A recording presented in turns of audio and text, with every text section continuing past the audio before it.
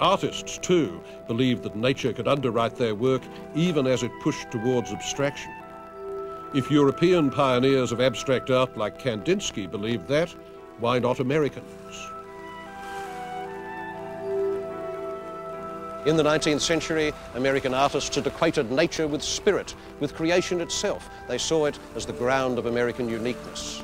An impulse like that doesn't just suddenly evaporate, and so, in the early 20th century, the avant-garde was rich in images of land, sea, sky, plants, earth and moon, as nature and abstraction converged.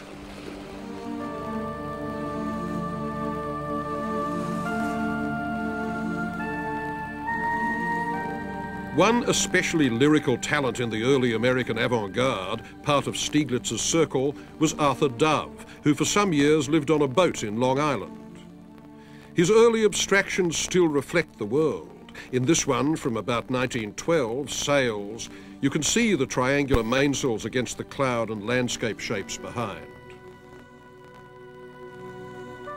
Like some European avant-gardists, Dove wondered if shape and colour could also convey an impression of sound, if there could be a match between painting and music.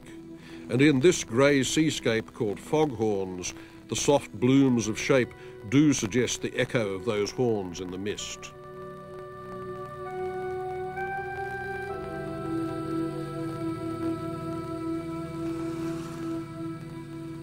For some American modernists, Long Island wasn't far enough away.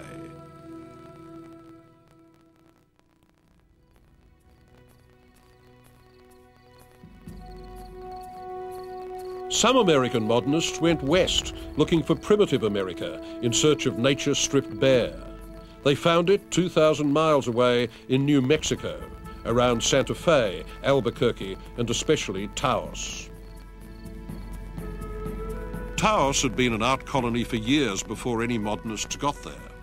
Since 1900, minor academic artists like Ernest Blumenschein had gone there to paint the Pueblo Indians, the adobe churches, and the landscape. By 1915, organized tourism had turned the place into a sort of internal American Tahiti with its own art marketing organization.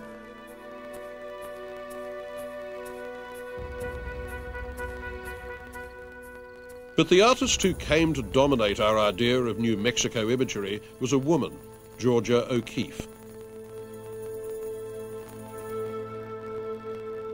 Some of her earliest abstractions from the 19-teens are very beautiful. Their response to landscape is luminous, almost pantheistic.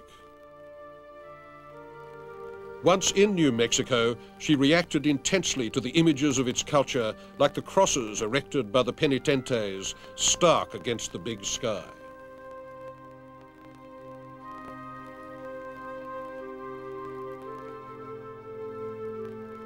Her close-ups of flowers were very popular, both for their lushness and for their sexual overtones, whose presence O'Keeffe indignantly denied.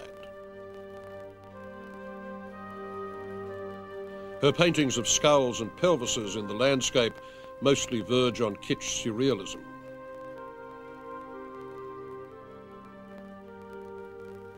Georgia O'Keeffe died in 1986, just 2 years short of her 100th birthday. And this was her house and studio in Abiquiu, New Mexico. Was she one of the greatest American artists? Well, there's certainly many people who think so. I'm not so sure, but this is confused by the fact that for the last 50 years of her life, she was unquestionably the most famous woman artist that America has ever produced. She was a diva of independence, an icon of feminism, and God help anybody who had the temerity to suggest that there might have been, let's say, some unevenness in her work. I can imagine myself being a much better painter and nobody paying any attention to me at all. But it happens that the things that I have done, the things that I've been doing have been in touch with my time so that people have liked it. Georgia had to be moved emotionally by something in nature in order to paint it.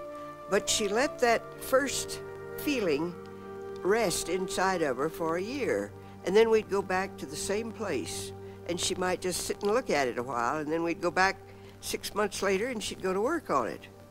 She could not stay in New York. 6 months there was all she could take, And then she would come out here and go to work, and work 11 hours a day was not unusual.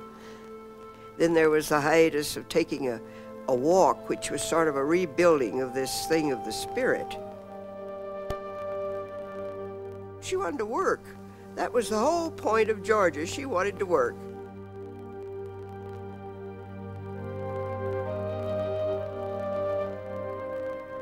O'Keeffe had shown her work at Stieglitz's gallery since 1916. They became lovers and later married, and Stieglitz photographed her incessantly, both clothed and nude.